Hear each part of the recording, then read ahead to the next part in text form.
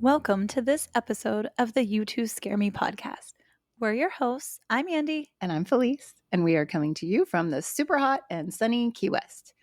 It's getting to the hot, sticky part of the year here. No hot girl summer here, just sweaty girl summer. Yeah, it's hot flash summer for me personally. You might not know about that yet, but it's coming. No. No. Felice, I'm in a weird place right now. The last week or two has just been strange.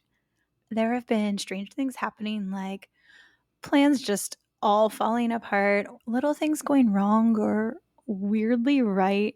My kids have been being strange. They've been talking about ghosties Oh my gosh. and making spooky noises. And then there's just been some strange coincidences and weird feelings. Even I knew things were going to happen before they happened. Oh. So weird. Nothing major, just little things. But I don't know. And then just today, I friend requested someone. I've known this person for years, and I felt like it was weird we weren't already friends. And she popped up as a suggested friend. I thought, sure, why not? I haven't seen her in months and months. And then literally 10 minutes after I requested her, I ran into her in the Publix parking lot. And she's like, wait, you just requested me? But I saw it. And I was like, weird. And we both were like, this is very strange. Awkward. Right? I was like, not stalking, promise. So you know that recently I went to our friend's wedding? Yeah. Shout out to you, Rob and Lisa. Oh, congratulations. So I went to the rehearsal luncheon, and this woman came in, and we kind of kept glancing at each other, but we didn't know each other. And then later we were somewhere else, and she sat down next to me, and I just felt sort of drawn to her. Okay. And I turned to her and I just go, do you like spooky things? And she turns and she's like, yes, I do. That's so funny. That's such an interesting come on line. Do you like spooky things? She just had a vibe. I just knew it. And so we found out we both love all of the spooky stuff. And she was feeling the same sort of, being drawn to me. And Yeah. she said she felt like she needed to talk to me and all these things. And so Oh we my just had gosh. all these connections. We ended up hanging out the whole weekend, and it was super fun. So, hey, shout out, Kimmy. Yeah. Shout out to Kimmy. And we hope that you're listening. Yes. And keep listening. Keep listening. Make sure you download those episodes, Kimmy. Do it. And all your friends. Yeah.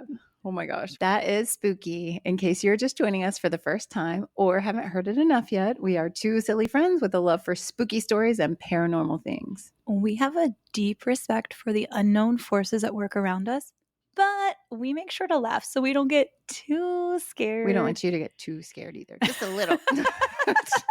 Let's not do anything drastic here, Right guys.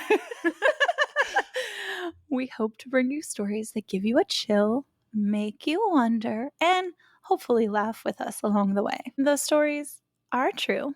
We think. Dive into the shadows with us as we bring you haunting tales in this episode of the You Two Scare Me podcast. Shall we dive in?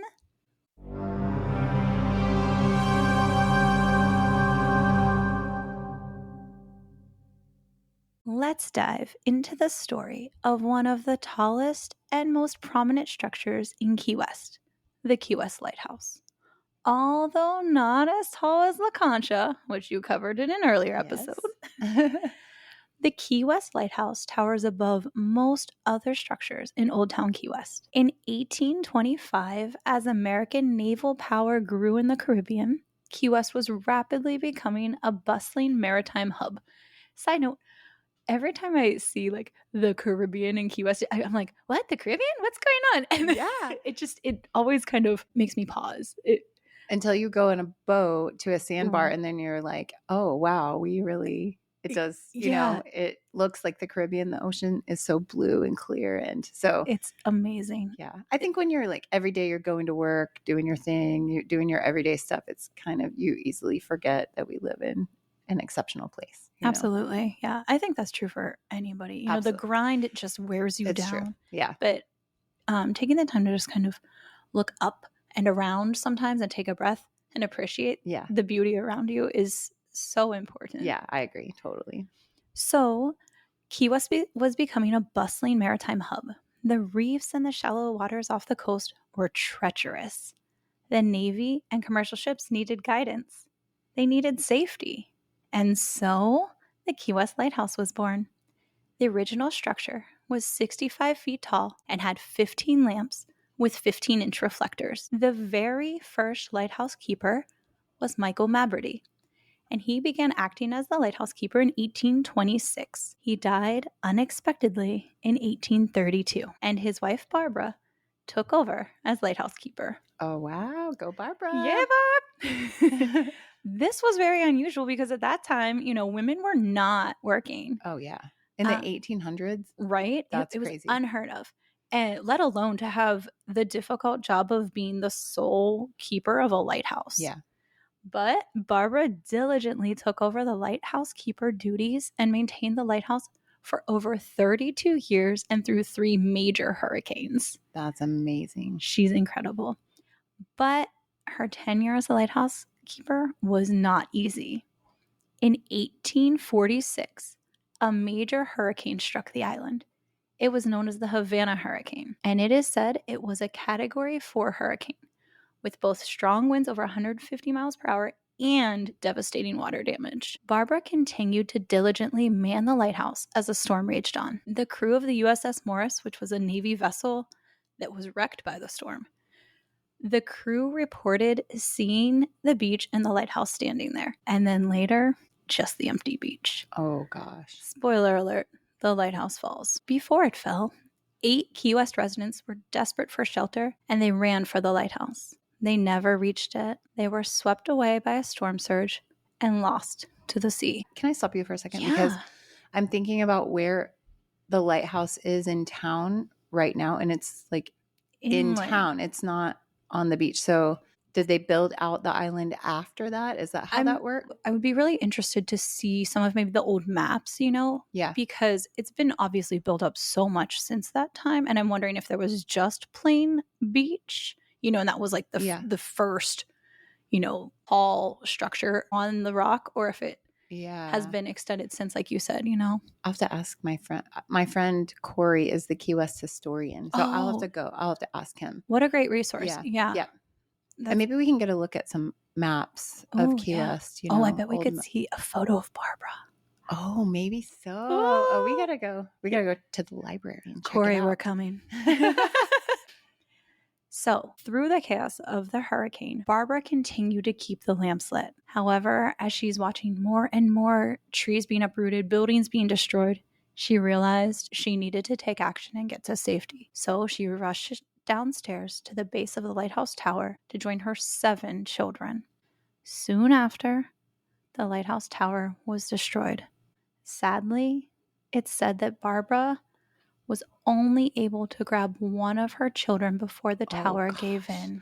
Oh, that makes me want to cry. I know, the mama heart. Like, can you imagine how devastating that must have been? No. And how scary. Yeah. Oh, poor Barb. Yeah. Following this hurricane, of the 600 buildings that were in Key West at that time, only 6 remained. Wow. That's, I mean, devastating. Despite the intensity of the storm and the collapse of the lighthouse, somehow, mysteriously, Barbara survived. Okay. And no one knows how or anything like that, which is just kind of another layer to the eeriness. Following the decimation of the original structure, it was necessary for the lighthouse to be rebuilt. The new lighthouse was completed in 1848. And guess who wanted to be the lighthouse keeper? Barbara. Our good old friend, Barbara Mabberty. In the rebuilt structure, which is the one you can visit today, Barbara would climb 88 steps to the top to light the lamps. Barbara continued to climb those 88 steps until 1864, when she was forced to resign at the age of 82. That's a lot of steps. That's a lot of steps for someone not 82. I don't know if I can climb those steps. You can do it, but no. It is kind of a straight up situation. Well, round and around, straight up, Right. I mean, Yeah. it's a climb. Yeah. So fun fact, in 1864, the Civil War was going on, and Barbara was That is forced. a fun fact. Nothing says a good time like the Civil War. Well, the reason for this fun fact is because Barbara was forced to resign for making statements that were considered to be against the Union. Ooh, So Barbara. there's some disparity, what exactly she said or what she meant and things like that. Yeah. But I didn't want to get into the Well, weeds with that. sometimes old ladies too, they say whatever they want to say, right? They do not care. Also, I'm sure she was quite a fiery lady. Yeah. Oh, you have to be if you're doing that job all by yourself for all those years. Right? Yeah. Yeah. So, after her forced resignation, Barbara passed away 3 years later. Following the death of Barbara, the keeping of the lighthouse stayed mostly in the family. Barbara's granddaughter, Mary Armanda Fletcher, married a man from New York named John Carroll. John began his career as assistant keeper of the Key West Lighthouse before officially becoming keeper in 1866. And when he was the main guy, Mary acted as the assistant lighthouse keeper. Okay. So she's kind of following along in Grandma's footsteps. And she probably definitely knew what she was doing. Yeah, she probably grew up watching. She was probably telling John, this is what you do. Yeah. Actually, this is how you do it. Yeah, and he's like, oh, I got it. Mary. I got it. So in 1889, John Carroll died from typhoid fever, and Mary took over as the primary lighthouse keeper, just like Grandma Barbara. Hey. But Mary's tenure was short-lived because 3 months later, she too died from typhoid fever. Both John and Mary died in the keeper's quarters. The Coast Guard had the Key West Lighthouse decommissioned in 1969 as new technological advances made the job of the lighthouse keeper obsolete. This is when Monroe County took it over and leased it to the Key West Art and Historical Society, and that society is in charge of maintaining the museum that the lighthouse was turned into still today. Okay. Today, reports of paranormal activity at the Key West Lighthouse frequently occur. Remember how John and Mary died in the keeper's quarters? Yes. Well, today, when visitors step inside the old keeper's quarters, many feel it. A weight to the air, a presence, or sometimes two. Guests report seeing a couple that's translucent and quiet and then fade away into nothing. It's believed that this might be John and Mary still in the quarters where they passed. But John and Mary aren't the only spooky things happening at the lighthouse. Okay. There are said to be more ghosts on the grounds, including various men in military uniform, a man who looks disoriented and vanishes when approached. I mean, definitely not just a vacationer. I mean, it could be somebody from Duval Street. We don't know. You will often see someone disoriented down there. Who passes out when approached. No. Yeah. And most often spotted are groups of small children. On the grounds of the lighthouse, visitors have reported seeing 2 young girls holding hands and walking or skipping through the grass. Aww. I get this picture in my head of them wearing, like prairie dresses. Yeah, cute and dresses. Like, so sweet. It's thought that the girls are Maberdu's daughters who died there when the hurricane demolished the lighthouse. They seem friendly and like they're having fun, but they never engage with anyone but each other. Okay. So it's thought that perhaps this is a residual haunting. Do you know what that is? No, what is that? A replay of the past that's like film burned into the atmosphere and it just plays on a loop. Oh, that's kind of weird. Yeah. But it's kind of cool when you think about it. Yeah. I mean, a lot of times people say it's when somebody has done like a repetitive action, or it could just be something devastating has happened that's kind of like imprinted this kind of stain onto the, But not all the ghosts are passive. There's a soldier dressed in Civil War attire. Fun fact. No. Fun fact. Who's angry, guarding the entrance. Some think that he's a war-era spirit. Maybe it's the one that Barbara had some words with. Oh. But others wonder, was he one of the souls who never made it to safety during the fateful storm? Oh, wow. And of course, there's our friend Barbara. It seems likely, with the dedication of Barbara Maberdy to the lighthouse and her connection to it for all those years that Barbara might want to stick around. It seems she's continuing to serve the lighthouse even in the afterlife. For over 100 years, people have reported seeing a female figure climbing the stairs to the top of the tower and then disappearing. Oh my gosh. Like 100 years of sightings. Yeah. This is a lot. Yeah. Others have reported seeing Barbara in the courtyard at the base of the tower, while others say they've seen her standing at the edge of the water, still waiting for the next storm. Some people report seeing her at different places within the grounds. There's also numerous reports of cold spots and the feeling of being touched by unseen hands. Oh, no, thank you. That's spooky. Several visitors to the lighthouse have reported experiencing unexplained phenomena during their tours. Yeah. Among the most frequently cited occurrences are sensations of being touched and sightings of an apparition that appears to be an elderly woman. Oh. One of the most widely shared incidents is from a visitor who claims that she was climbing those 88 steps to the top when she felt like someone was right behind her. She turned and no one was there. At the top, she paused to take in the beautiful view, probably catch her breath. And she's like, oh my gosh, I made it. And then she feels a cool breeze blow past. Just after that breeze, she felt arms gently wrap around her in a warm hug. I will pass on the warm hug from a ghost. I'm Olaf and I like warm hugs. I don't want a warm hug or a cold hug. Any hugs. Not even a lukewarm one. No. But she said she felt no fear. She just felt a sense of comfort, Aww. which I think is so interesting. So later, that visitor learned of Barbara's story, and she said she just knew it had been her. Barbara. Yeah. I think I'd be like, hey, Barbara, can I get a little push up these stairs? A little assistance here. Is there an elevator? Another visitor was with a tour group when she reported feeling a hand playfully stroke her hair. She turned, but she didn't see anyone near her. Then she felt the hair stroke a second time. The second time, though, she heard faint laughter. As the tour continued, she turned and she saw the figure of an elderly woman watching from the stairwell. So the woman got startled. Yeah. So much so that she nearly lost her footing. Oh my gosh. I know, Barbara, come on. And then the elderly woman just poof, disappeared. Wow. Later, that visitor identified the apparition as being good old Barbara Mabrady. Today, if you visit the Key West Lighthouse, you can tour the reconstructed lighthouse and the keeper's quarters.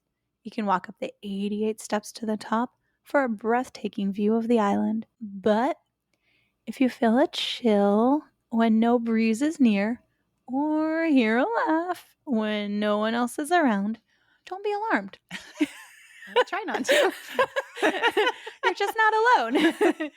You're probably just simply sharing the space with those who never left. And if you're really lucky, you might just feel or see the ghost of Barbara Mabrady still keeping watch. Whoa.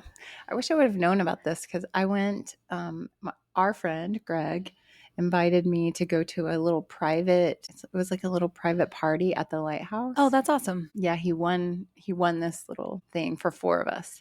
And so we had a little charcuterie board and some wine, and we got to climb the lighthouse at sunset, and it was so just beautiful. Us there. And tour the keeper's quarters and everything. It was really, really beautiful. But if I had known to be looking for Barbara, I didn't know. You could have invited her to join. Well, Greg's sassiness probably would have kept her away. Probably. I don't know if I'm not really into inviting ghosts to do anything, but I might have been like, hey, ghost. Hey, Barb. Hey, Barb. You didn't feel any phantom hands or hugs? No, I was just feeling the struggle of getting up those steps and not falling over, So I think you have to be kind of focused outward to see that stuff. And I was focused on focusing inward on, just living and going up those steps. Well, let's go there and focus outward. Yeah, we should do it. We should definitely try it. Oh, that would be so awesome. Yeah, it would let's be really do cool. it. Field trip. Yay. Well, it is time for Somebody Told Me.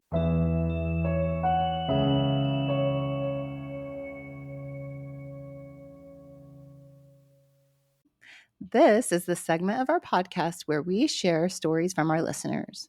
We want to hear from you. Don't forget that you can email us or go to our website to share your own stories with us. This story is from our friend Josh. Oh, hey, Josh. He said, "Hey, ladies." Hi. Hi. Hey, ladies. Here's a ghost story that happened to me and my best friend when we were in high school. It was my junior year, and we lived on Conway Street in Greenfield, Massachusetts. One day, I was home alone and watching a movie in the living room. I heard a crash come from the kitchen right behind me. When I walked in the kitchen, I didn't see anything out of place until I noticed a Tupperware container of Oreos on the floor. It would seem like a non-issue to most, except for the fact that the Oreos were on the shelf in the walk-in pantry. I didn't think much of it, and I had a movie to watch, so I picked up the container and put it back on the shelf. Almost as soon as I had sat down, I heard the same crash. I went back to the kitchen and found the same cookies were on the kitchen floor. Now, feeling like something was weird, I picked up the cookies again and placed them back on the shelf. This time, before I exited the kitchen, I saw the container fly off the shelf and slide across the floor. No. Were they expired? Because it's like, do not eat these cookies. I'm trying to tell you. Get these out of here. So at that point, I left the container on the floor, went to my bedroom, and in true teenage boy fashion, played some video games until my mother came home. Perfect. What else are you going to do? I have two boys that have been teenagers before, and I can totally see this. They're like, "Ooh, that was weird." All right, well, I'll just go play my game. This is probably like back in the 90s. He's probably playing Super Mario Brothers or something. I don't know. A few days later, I had my best friend from high school stay at my house. I had a large bedroom in the front of the house, and it had a walk-in closet. I had two twin beds in my room separated by a nightstand. This particular night, we were up pretty late and hanging out before we called it a night. Sometime in the early morning hours, my buddy woke up and saw, and this is in quotation marks, me holding open the blinds. Marks. Yeah, so he saw quote unquote me holding open the blinds and looking out the window. He told me, he said, "Josh, go to bed. What are you doing?" When there was no response, he asked again, "What are you doing?" After a second time, he said that I looked at him, put the blinds down, and walked through the closet door. No. Into the walk-in closet. He then said that he turned over to his other side to find the real me sound asleep in my bed. Needless to say, Chills. I wasn't surprised, but he never stayed at that house again. He's like, "If you want to do a sleepover, we're doing it at my house." Josh. Oh my gosh. Isn't that I have spooky? chills. Anytime there's something with like physical things happening, like things flying across the room or moving by themselves, that is really scary to me. Yeah, that's a lot of energy. But I think even scarier, though, is this doppelganger, whatever entity this is, like taking on Josh's appearance. Yeah, I don't like that. I'm so spooked by this. Me too. What is going on? That's not like your run-of-the-mill ghost. Yeah, this isn't Barb in the lighthouse. No, this is something like a little more malicious, maybe. Yeah. And he says, "I have another story for another time too." Oh my gosh. So tell us, Josh. Send it in. You got some spooky stories. I can't wait to hear them. Yeah. Well, Josh, thanks for listening. And thanks so much to all of you for listening too. And for downloading this episode of the You Two Scare Me podcast. Listeners, you can help support us by telling everyone that you know about our podcast. Like literally everyone. Everyone. You can also help us by rating and reviewing us on Apple Podcasts, Spotify, iHeart, Amazon Music, and wherever you get your podcasts. It is most helpful to us when our listeners download the episodes. Don't forget to check out our social media. Find us on Instagram at You2ScareMe_podcast or on our Facebook page, You2Scare Me. You can even follow us on our new TikTok account. Just search You Two Scare Me Podcast, no spaces. It's so silly. Yeah, bear with us. We're learning. Remember to send us your own freaky stories for our Somebody Told Me segment at you2scaremepodcast@gmail.com. That's YOUTWO scaremepodcast@gmail.com. Thanks for wandering through the shadows with us. Until next time, stay curious and beware what lurks beyond the light. Woo!